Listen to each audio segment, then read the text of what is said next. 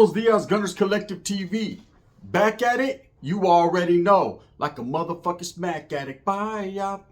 Bye, yop. In a menudo style and direct fashion, we're going to get straight into the content of the day. But before we do, let's hit that like and subscribe button. Put that notification bell on all so that way you're directed in the direction of the dope content that I am kicking. And I highly appreciate all the support I'm getting. We're going up. So I wanted to talk about a situation, man, that happened while I was incarcerated, right? It goes down. For anybody who's actually been in the penitentiary, who's actually been in prison, they understand, man, situations could blow up and could escalate just like that, man. One day it could be all good in the hood. The yard is mellow, everything's smooth. And then just like that, someone fucks it up and it gets all bad. Now, in most of these situations, people could talk it out. They talk it out, right? You know, a lot of people would sit here, especially content creators, and tell you about, you know, melees and riots in prison and all these things that have happened. And they do. They happen not constantly, but consistently. You know, everyone gets theirs, man. There's not one group that don't want that smoke. There's not one group that's going to bow down or doesn't want the fade. Everybody is willing and able to defend their household, defend their people, their casa. However they word it, man, it's all the same shit. Everyone's willing to defend their gente. Now, being a norteño in them times, I understood, man, it was hard for us. The struggle was real. You know, we always had to be on point. We always had to look out and make sure, you know, the people who we felt that were oppressing us or the people we felt were our opposition, you know, didn't get too comfortable or too relaxed. You know, a lot of the visuals go a long way in prison. If they see you being very militant, if they see you on poste, if they see you on point, then that gives a lot of people hesitation to get off. They're like, wow, these guys are prepared. They're ready at all times. They're burying all kinds of shit on that yard, right? And it's just the way it is. You know, there was a couple times where we got slammed on certain yards because they dug up a lot of pieces in our area or they caught homeboys with weapon stock. And it seemed like norteños were always on lockdown. We always constantly were on lockdown. We were either not conforming to MAC reps or we were doing removals. And there was just a lot of situations where we always found ourselves in the struggle. A lot of the struggle because we were self-inflicting these wounds. We were putting ourselves there. But this right here, this story is about a situation between the Southsiders and the blacks and how it went down very quick, right? So there's thing called gym living in prison. Certain 3 yards have it. You know, 2 yards and 1 yards are going to be your dormitories. They're going to have dorms, right? You know, kind of like old YA days back when we had dorms, man. That's just the way it was. There was cell living, but for the most part, most of the institutions in YA were dorm living facilities, right? So you had to be around a lot of people. Now, not everybody can do dorm time. Not everybody, man. It's a very hard thing to do. Some people enjoy it. I liked it. I'm not going to lie, man. I'd rather be in a house, though, in a cell, you know, because it's just you. You don't have to deal with one person. You and your cellie, that's your business. You defend your casa. It's your pad. You keep it clean. Your shit's organized. Your shit's safe. And you're a little bit more relaxed, you know, in your area. Whereas in the dorm, you can't hang your pictures. You can't really get too comfortable, man. There's a lot of people. People are fucking farting all night, snoring. I mean, you have to get adapted to that situation. But you know, with every bad thing comes some good things. And the good points of dorm living or you know, living in, say, a gymnasium living, which we're going to get to in a minute, is that, you know, you're able to wiggle a little bit. It's a little bit more freedom, a little bit more movement.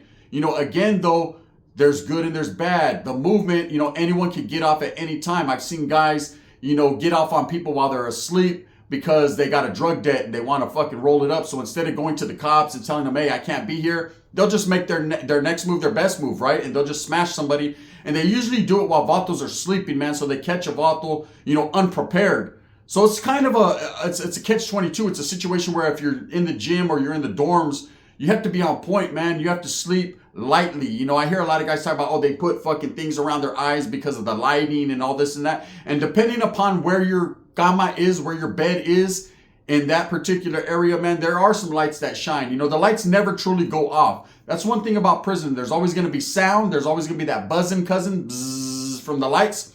And there's always going to be light shining. The officers need to be able to see what you're doing. Now, I've done a lot of gym time, right? And like I said, the gyms that I've been to, we had it going on, man. It was actually comfortable and cool, man. You got me a little crew together, a few good righteous homeboys. We would work out, we would do our thing. Everybody programmed, right? Well, in this particular prison, man, there was a gym. It was a 3-yard, there was a gym. And the makeup and the DNA of this gym was they had Southsiders in the gym, which there was probably about 30, 40 of them. They had blacks in the gym, a mixture of non-affiliates, Crips, Bloods, Kumis, Muslims, with the brothers, man, they're all from different groups, but they come together for a greater cause, which is, being black. They're going to fight for their race first and foremost, for their ethnicity, their people. But there's a lot of inner shit that goes on, Me, I always kind of chopped it up more so with the LA Crips, NCs, or of course the Kumis, Jamas too, as well. There wasn't any Jamas there. Jamas being the Black Guerrilla family. These vatos were usually slammed in the back, man, because they were validated. So you would hardly ever run into them. I have ran into a couple of them, but they're very low key and there's a very clandestine group. So the Kumis were cats out of the Bay Area, very smooth, very militant in their willings and dealings. And basically their struggle is just for social status of equality, man. That's what it is. They just wanted to be treated fairly and do their own thing. So I had a lot of conversations and a lot of willing and dealing. And I did a lot of business with Kumi because, I felt more at ease with them and the LA Crips, man. As far as the Bloods and all that, I didn't really fraternize or conversate too much with them. There were some cool ones, man. Don't get it twisted. That will knock your whole fucking socks off. But in my career, man, we just never gelled like that. I just did my own thing. So anyways, in this gym, there was blacks, and there, of course, was some woods, some skins, some whites. They're going to be everywhere. Sprinkle them in. Sprinkle the woods in, brother. And then there was norteños. Okay? So this gym was like a powder keg. It could go off at any time because everybody that was in this gym was active, right? Everybody had their proper procedures, the way they did it, they functioned. Of course, Norteños being the more militant group than them all, and very structured, had bosses that stood up all night watch, just to maintain the integrity of the homies and to make sure that nobody fucking caught them slipping. So anyways, what had happened this particular time was the Norteños had gotten into it and they had got moved out of the gym, right? I forgot who they got into it with, but they had got moved out of the gym. Now at this time, I'm sitting in the back in the hole. I'm in the hole. I'm going through my motions. I'm doing a little whole time. So I'm in ad seg, no Blueface, not in PC seg, but in ad seg, real ad seg, going through these hardships. Only coming out every other day for a shower, right? Not coming out for 7 hours on the phone talking to Christian Rock. It's a big difference. So I'm actually doing the whole time. So I remember one night, and I've told this story before, but let me expand upon it because, I just got some new information from a homie, which I had heard, and he confirmed it, right? So I remember one night, it's about 1 in the morning, 1 or 2 in the morning, man. The lights cut on in ad seg. And when the lights cut on, that means they're bringing people in, right? So bam, the lights wake you up. One thing about prison is you tread lightly and you sleep lightly, right? So any little sound that's out of the ordinary, lights, bam, you're up, right? So I remember me and my cellie, he jumps up off the bunk real quick. He jumps off the top bunk. I'm on the bottom bunk and he runs to the window. And he's like, hey, they're bringing gente in. So in most cases, it's none of our business. Whatever. A vato got caught up, man. Maybe he got caught fucking with his pipa out and the night lady didn't like it this time, right?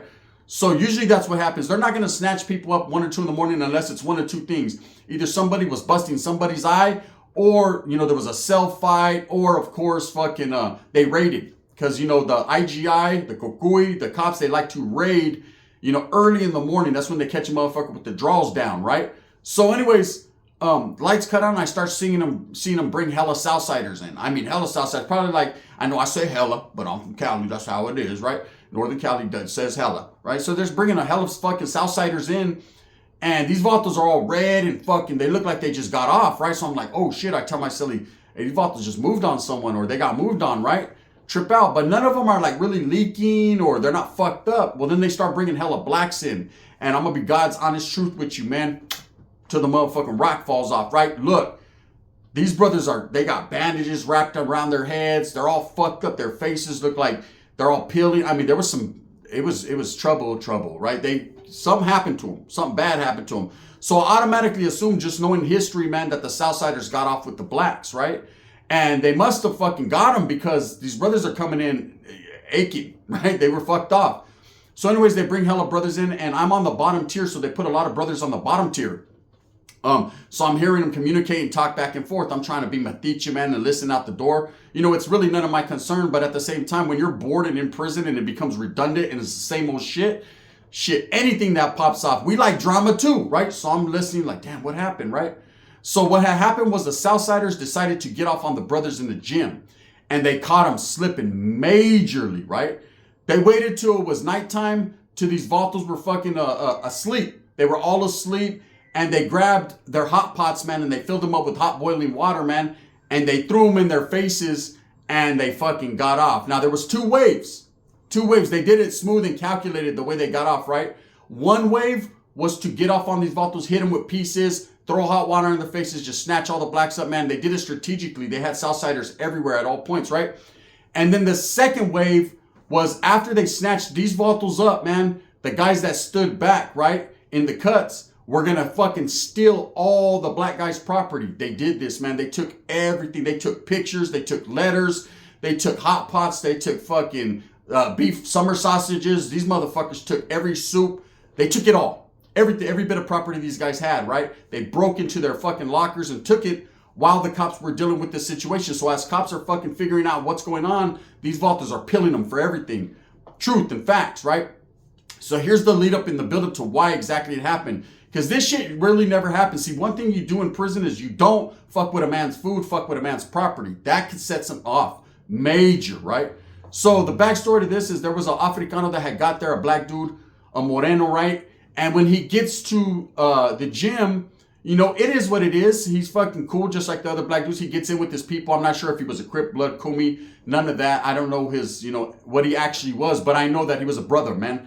And, you know, one thing about in the gym is they hand out mail. Sometimes they'll come just drop it off to you. Sometimes they'll post like a paper that has everyone's name on it who got mail, and you go up to the officer station and you tell them, hey, this is, or sometimes everyone would gather around mail time, and they distribute it differently in every different place, right?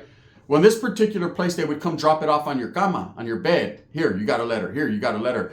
And cops make fucking mistakes. Sometimes it's a guy that doesn't work that facility, so he doesn't know everybody. But for the most part, a lot of the cops that's their building, they tend to kind of identify or know who everyone is. That's part of the makeup of what they got going on. That's their job, right? To know who's who, what's what this motherfucker's in for, how dangerous this individual is. And believe me, a 3-yard, just like a 4-yard, is very dangerous. The only difference is it's a little different of a design, where it's 180 on the 4 yards, most of them. And then a 3-yard is a 270 design. 270 mean the buildings are more, sometimes they split the tiers, but there's a wall. I mean, there's not a wall fucking for the 180 to keep them separated. It's just a little bit more relaxed and a little bit more, you're able to wiggle a little bit. And if there's a gym, man, you're able to do your thing. So anyways, these individuals, this black dude, he gets a letter. And in this particular letter, man, it's not addressed to him. This letter isn't his. It's a Southsiders letter, right? Or it's a Mexicanos, and it ended up being a Southsiders letter. And there's some pictures in there, right? And I've told this before, man. And he gets these pictures, and the pictures, of course, everybody writes their old lady in prison. Everybody's trying to get panty flicks. Everybody's trying to get a picture of their familia. Pictures are like the nearest and dearest thing you have, because it shows you outside of the walls what's going on. Everybody wants to get flicas. When you get them, you show them to everyone. Hey, bro, look. Hey, fuck. Hey, they're kicking it, right? So that's a big deal. It's a big thing. And people treasure them because, you know, sometimes you lose contact with your people, man. And that picture is all you got, right? So pictures of children, your old lady, those are very fucking sentimental to people. You know, people die over that shit. So anyways, this black vato gets this letter. And instead of being a righteous convict, like what you would do, if you get someone else's mail, you don't even fucking try not to hold it, right? You immediately give it to the cop. Hey, man, Benza, wrong person, right? That's good conduct in prison. That's being righteous. That's what you're supposed to do. Well, this guy doesn't do that for no other reason than he just didn't want to, I guess. But inside this letter was pictures of that Southsiders old lady, right? And so nobody knows that he got this letter, right? So instead of fucking giving it back, he takes these pictures and he puts them in his photo album, rips up the letter, whatever, right? So, of course, time moves on. A couple months later, there's an Asian vato there, right? Now, the Asian vato is from Compton. Let's just say this Southsider was from Compton. This Asian guy was from Compton. And this Asian guy was running others. There were some others in there, not very many in this gym, but there was some. And one thing about the others group is they're able to mix and mingle with everyone. They chop it up with the brothers, with the blacks. They chop it up with the North, with the Southsiders. Everyone is cool with the others, man, because the others program is different. Others being Pacific Islanders, big Usos, Asians, whoever they embrace to be another. Guys from different countries and shit. Anyways, so this Asian dude is sitting down. There's tables in the gym. Now there's TVs and tables, which we would consider our day room, but not necessarily a day room. It's just another part of the gym, right? Away from the bunk area. And of course, when it's an active prison, people are segregated by their own tables. Nothing changes, right? You're gonna have the black tables over here, the Norteño tables, the Southsider tables, the Woods, the Whites, and it's all split up. But it's not a very big area, so you have to coexist, right? You have to learn to program. And most guys that are there want to be in the gym. There are guys that don't want to be and they get the fuck on. But there are guys that want to. They like that. So anyways, he's looking through this black dude has his photo album. He's showing his homeboys and this Asian sitting with them and they're drinking their coffee and chilling, prison shit. And he flips the page and there's a picture of this chick that he has in there with all this mixed in with all the different chicks he has in his photo album. And there's a lot of guys, man, they like to show off, right? Show what they had on the street, show how they were doing it, show pictures of their chicks. Hey, look at the car I had. Everything is had because you don't have it now. Someone else does. Whatever. This Asian dude sees this chick and keys in on her and says, hey, who's that? She's bad. Who's that? Right? And he says, oh, that's just one of my bitches, whoop-de-whoop. And the homie knows her. The Asian knows her. And he knows exactly whose wife that is and exactly where that guy sleeps. So he says, oh, you know her? Where's she from? Oh, she's from whoop-de-whoop, right? He gives him a false story over there. He's high-siding.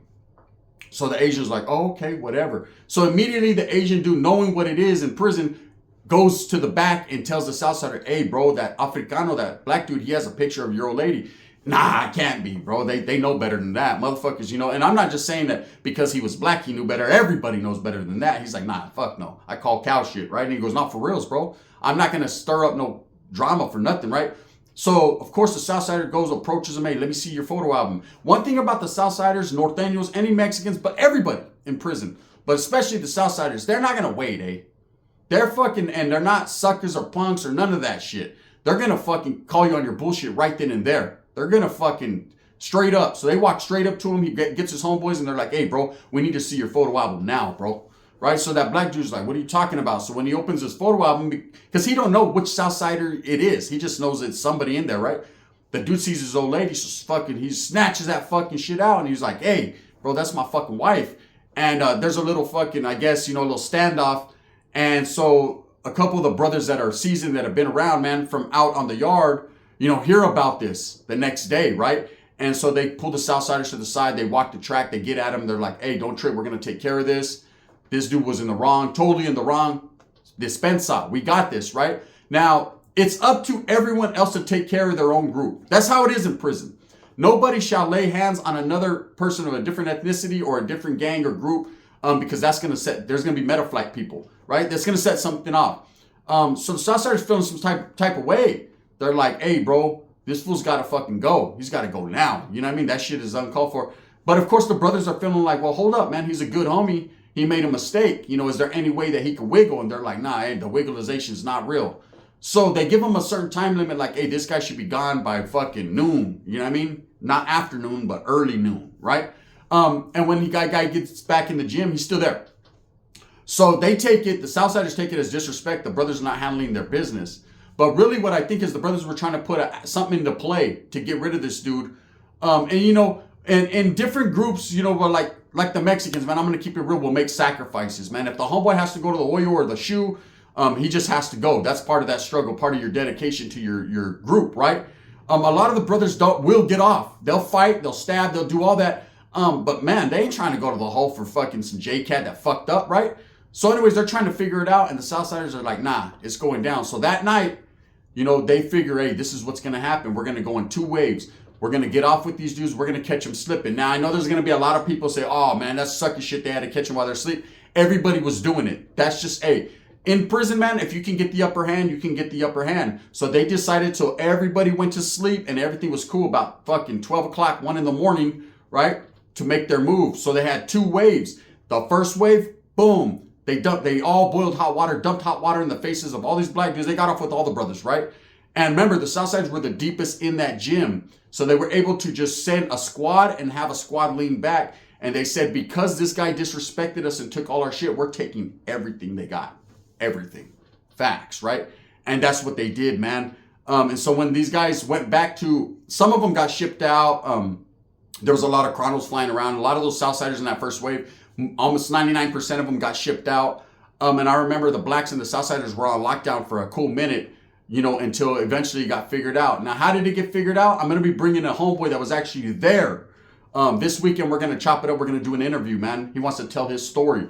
And he was there, and he's going to elaborate more, because I don't want to put out there exactly the deal that was brokered for the brothers to be able to kill this situation with the Southsiders, because there's going to be a lot of people that feel some type of way and feel like I'm firing it up, or feel like, man.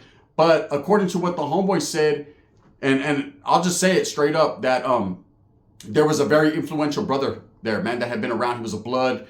He had been around for a while, man. He had a lot of respect. He was an old school convict. And, you know, he got at the Southsiders and was like, hey, what's it going to take to kill this shit, you know?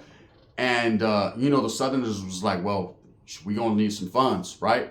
And there was some funds that was kicked in, man. And that's truth, man. I know a lot of people are going to be like, well, nah, that ain't the way it went. You know, and it's not a racial thing or motherfuckers bow down. It's just sometimes in prison, man, shit has to be rectified. The cool part about it is, I mean, these Afrikaner brothers got all their shit stolen and taken and still came out the pocket, man. But that's truth. It really happened, you know. In some situations, I guess program means more than other shit, you know, I guess. But in that situation, man, you know, the brothers were perfectly innocent, man. They all because of one dude. And that's what it is in prison. One dude could fuck off your whole program. And that was a situation where it happened. Now, the Southsiders, you know, they did what they were supposed to do in prison. You know, what they felt was right. You know, they felt disrespected. And disrespect is not taken lightly in prison, period, especially in the California Department of Corrections. You know, if a Vato feels slighted, disrespected, and this Vato basically was the ultimate disrespect. You know, he overstepped his boundaries with this guy's family. I mean, he was actually saying that was one of his chicks, one of his bitches, right? Hey, can I have one of your bitches, right? And fucking Southside was pissed, eh? You know, I'm not sure I know he was from Compton. I'm not sure what Vato he was from. It doesn't matter.